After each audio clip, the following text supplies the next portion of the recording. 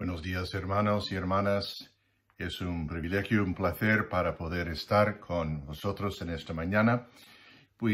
Y así, de traer, una palabra de pensamiento, reflexión, basado hoy sobre el gran profeta Elías del Antiguo Testamento, que vamos a ver como el mismo Elías, un gran hombre de fe y de valentía, o por su propio deseo, o más bien por el plan de Dios, él pasó también, por un tiempo de confinamiento. Y de hecho, yo cuento casi como tres tiempos de confinamiento, en esta historia que encontramos en Primera de Reyes, capítulos 17, 18 y 19. El tiempo no nos permite hablar en gran detalle o en detalle sobre todos esos fantásticos acontecimientos. Elías se había levantado por el Señor, para hacer frente a una ola inmensa de tsunami de paganismo, de la adoración de Baal, que se fue introducido a Israel. Estamos recordados unos 800 años antes de Cristo. Israel y Judá se han dividido, infelizmente, ya división civil, y Judea, mientras tanto, se quedaba más o menos más fiel al Señor en su adoración. Sin embargo, el norte, el reino del norte, se cayó horriblemente en paganismo, la adoración de Baal, de Asera. Y este rey, Acab, que acaba de entrar en poder, y por 22 años, él llevaría al reino del norte, en una decadencia espiritual horrible. No ayudó que su esposa Jezabel, esta reina, era hija de un rey fenicio, pagano, de adoración de Baal, y su gran meta, y Acab le respaldó, era de no solamente permitir que la adoración a Baal estuviera en el mismo nivel que la oración al Señor, a Yahvé, sino de que tomara el lugar oficial de adoración oficial del Reino del Norte, era de quitar por completo la adoración al Señor, a Yahvé, y de poner en su lugar la adoración a Baal. Baal, recordemos que era un dios de los cananeos, y él junto con su compañero, de Asera, eran como adorados por sus capacidades, entre comillas. Sabemos que eran dioses falsos, pero sus capacidades, de crear fertilidad, la lluvia, buenas cosechas, etcétera, ¿no? Entonces, ese es el contexto. Y Dios así levanta este gran profeta Elías para hacer frente a este gran ola de paganismo, ¿no? Y eso es donde encontramos nuestras historias en esos tres capítulos, 17, 18 y 19. De hecho, podemos asumir que Elías tuvo padres piadosos, porque el mismo nombre que le dieron a su hijo Elías era Yahvé es mi Dios, el Señor es mi Dios, Yahvé es mi Dios. Y ciertamente, Elías vivió, al significado de este nombre. Sabemos la historia. De repente, Dios le llama a Elías para hacer frente, y se presenta delante de Acab, este rey, que el reino del norte había disfrutado de una cierta prosperidad, influencia internacional bajo el reino, pero mezclado, claro, con un abismo de adoración pagana, y bien, dado la espalda total al Dios Yahvé, el Dios verdadero, y así vemos la situación. Y Elías se presenta en nuestra historia. Empieza de que en principio de capítulo 17, Elías se presenta delante del rey Acab y dice, he aquí, dice Jehová Yahvé, el Señor de los ejércitos, de que no va a llover, que va a haber, él declara que va a haber una sequía, una falta de lluvia y luego las secuelas de un hambre y, pues, y gran escasez de agua. Bueno, a Acab no le gusta nada esto, y de hecho, pues, quiere matar a Elías, y Dios provee así, pues, un lugar de, digamos, confinamiento para Elías, ¿no? Entonces, y así es donde empezamos a ver de Dios. Vamos así a leer brevemente este texto en capítulo 17, de 1 pues a 7, ¿no? Eso es el primer. Yo cuento como 3 lugares de confinamiento para Elías, y aquí vemos el primero. Entonces Elías Tisbita, que era de los moradores de Galaad, dijo a Acab: vive Jehová, Dios de Israel, en cuya presencia estoy, que no habrá lluvia ni rocío en estos años, sino por mi palabra. Y vino a él palabra de Jehová, diciendo: apártate de aquí y vuélvete al oriente y escóndete en el arroyo de Kerit, que está frente al Jordán. Beberás del arroyo, y yo he mandado a los cuervos que te den ahí de comer. Y él hizo conforme a la palabra de Jehová, pues se fue y vivió junto al arroyo de Kerit, que está frente al Jordán. Y los cuervos le traían pan y carne por la mañana, y pan y carne por la tarde, y bebía del arroyo. Pasados algunos días, se secó el arroyo, porque no había llovido sobre la tierra. No sabemos exactamente cuánto tiempo Elías estuvo en ese arroyo Kerit. Dice que pasado algunos días, puede ser quizás hasta un mes, a lo mejor más de un mes, no. En el tiempo de algunos días, pero en el tiempo desde que anunció, cuando hizo la declaración que no va a llover, entonces y luego era un arroyo, no un río, así que en breve pues se secó y ya no podía beber, ¿no? Pues vemos aquí este primer confinamiento, digamos, de Elías. Dios le manda, Dios sabe muy bien de que pues su vida está en peligro, acaba de pronunciar, y fijémonos de una cosa de interesante, de que Elías era un gran hombre, era un profeta, uno de los más célebres de toda la Biblia, digamos, ¿no? Su historia, y él sabía muy bien, se recordaba que de la declaración que Dios había hecho en Deuteronomio, de una profecía de que si Israel diera la espalda a Dios, que Dios causaría pues una gran sequía, una hambre y falta de cosechas, etcétera, etcétera. Y entonces Elías hizo sus oraciones y profetizaciones, sus profecías, digamos, con su Biblia abierta. Aquí una lección para nosotros. Él sabía muy bien lo que Dios ya había declarado, lo que Dios ya había avisado contra Israel. Así, y hizo su profecía, hizo su oración según la palabra de Dios. Declaró delante de este gran rey de Israel, uno de los hombres más importantes y más potentes en aquel mundo, en aquel entonces, dice: oye, el Dios verdadero del cielo está diciendo que va a dejar de llover. Y haciendo frente justamente como la adoración de Baal, de Asera, era de provisión, de fertilidad, de lluvias, de cosechas y así. Y Elías lo hace frente justo ahí mismo. Bueno, ahora nos dice que Elías se va a este río Kerit, y donde Dios ha previsto donde puede beber,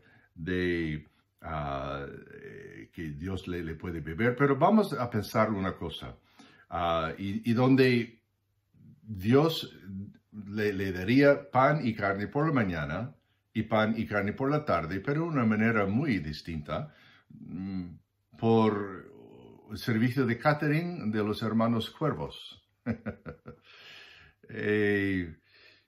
No nos sorprende quizá porque sabemos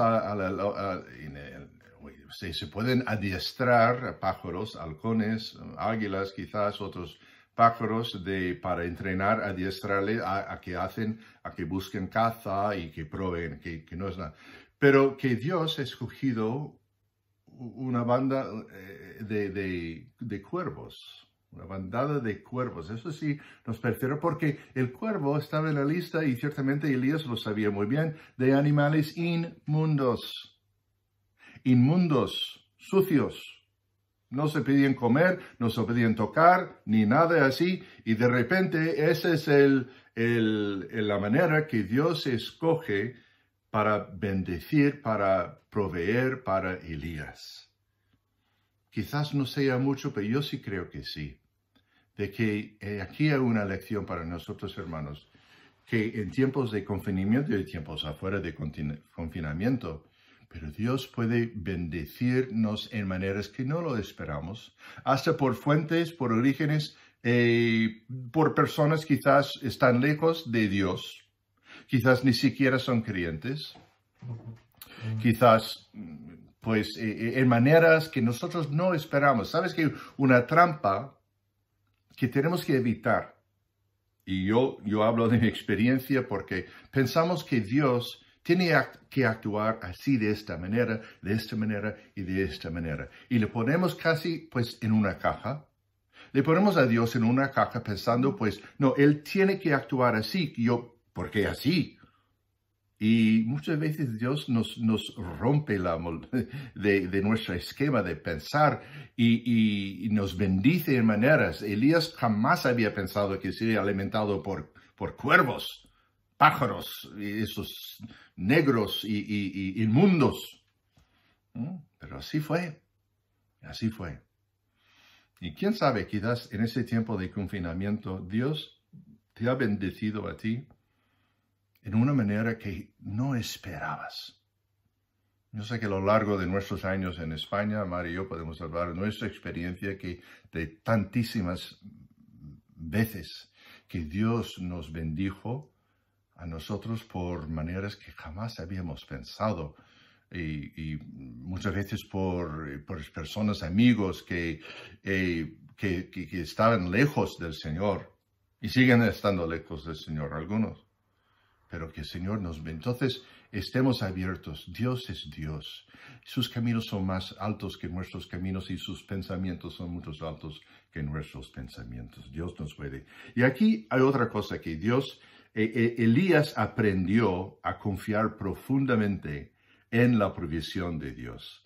La sequía anunciada por Elías se convierte en una gran amenaza para el reino del norte de Israel y el reino de acá. Por lo tanto, como he dicho, su vida estaba en peligro y Dios le envió a este arroyo Kerit por su propia seguridad.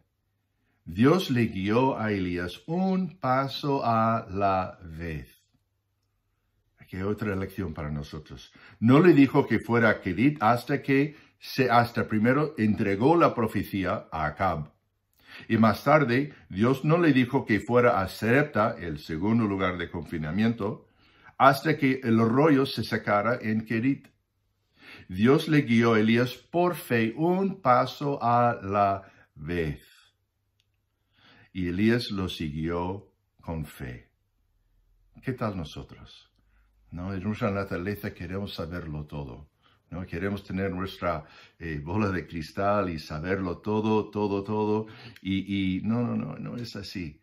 Dios nos guía un paso a la vez y Él quiere ver nuestra obediencia, nuestra fe y obediencia, un paso a la vez. El cantante Rich Mullins tiene una canción preciosa que es de Step by Step, paso a paso.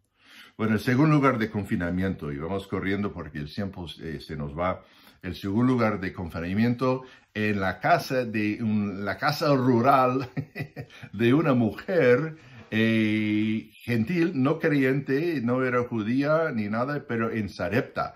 Y Dios le manda ahí porque dice que ha mandado pues a una viuda para cuidarle a Elías.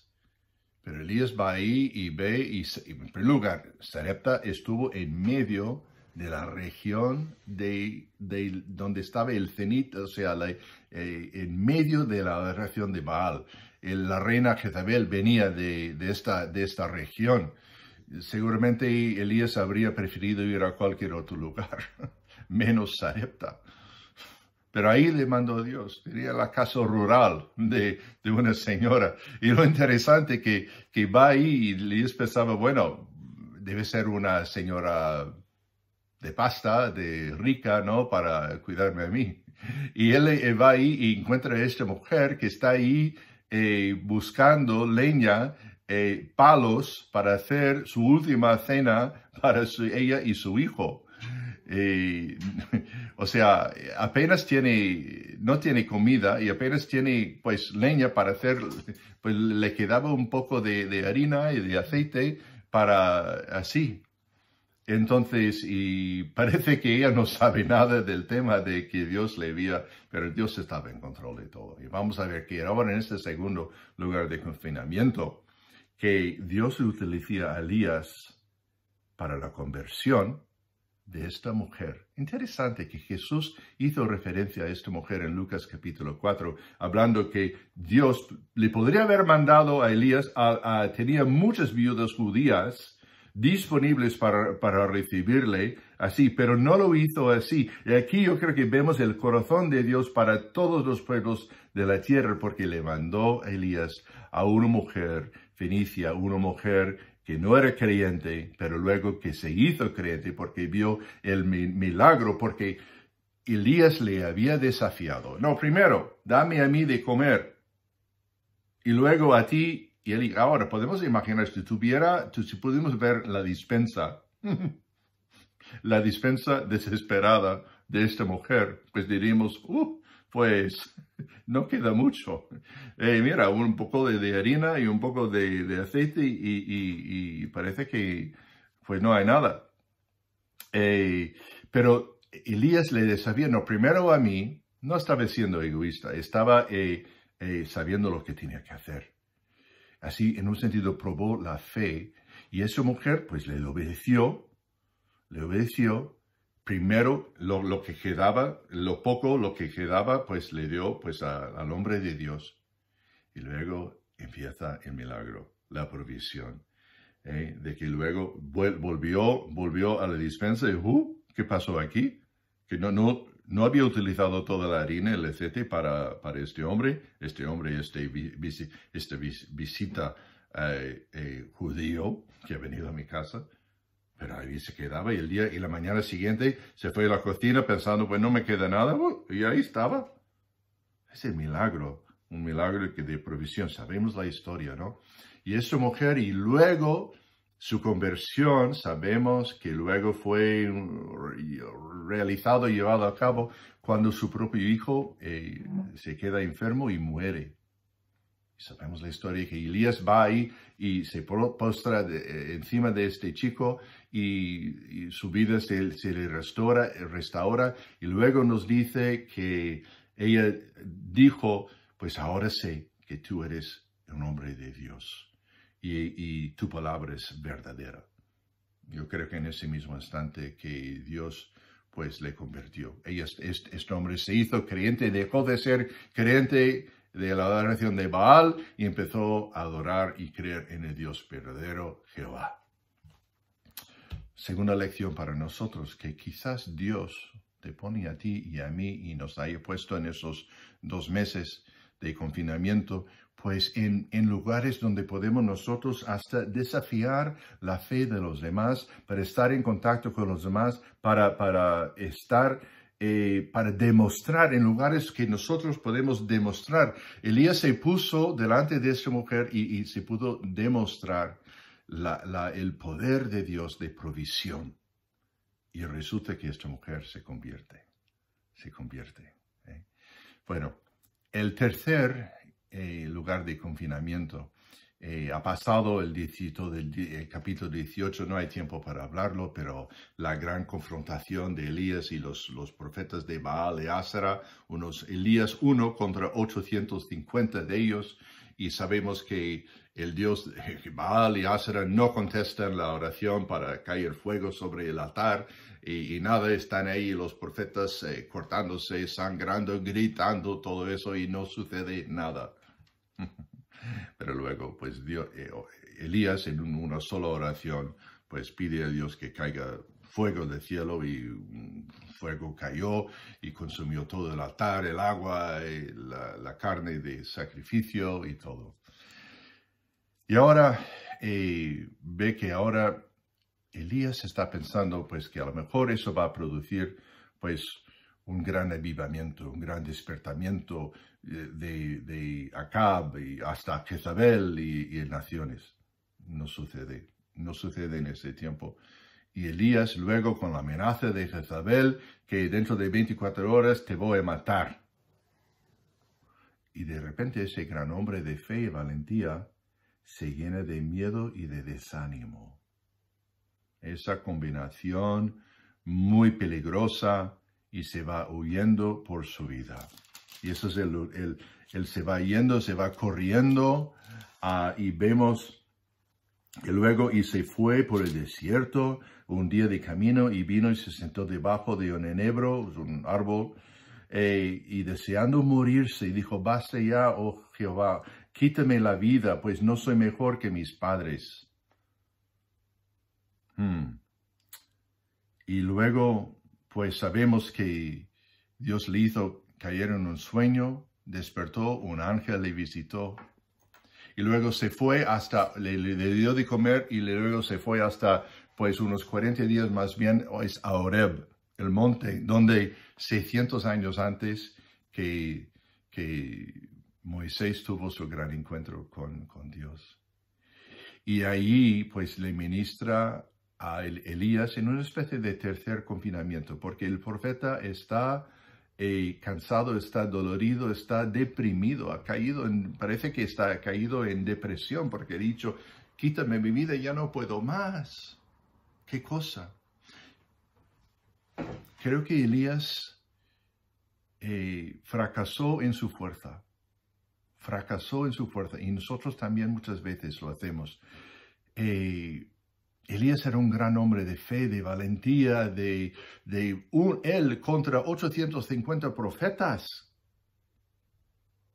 confrontándoles cara a cara, y salió y tuvo éxito.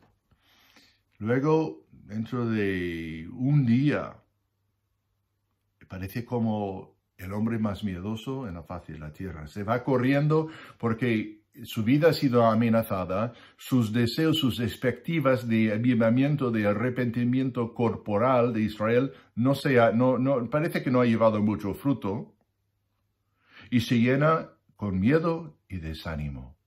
Una receta segura para la depresión. Y aquí vemos en maneras como Dios le ministra a él. Quién sabe también si algunos de nosotros o personas que conocemos en ese tiempo de confinamiento que hayamos pasado, pues por tiempos hasta de baches emocionales, ansiedad, depresión, es muy posible. Dios ahora le cuida a Elías, le manda un ángel, le da descanso, le da comida, que muchas veces lo más espiritual que podemos hacer en tiempos de baches es descansar, las necesidades físicas, comer bien, dormir bien.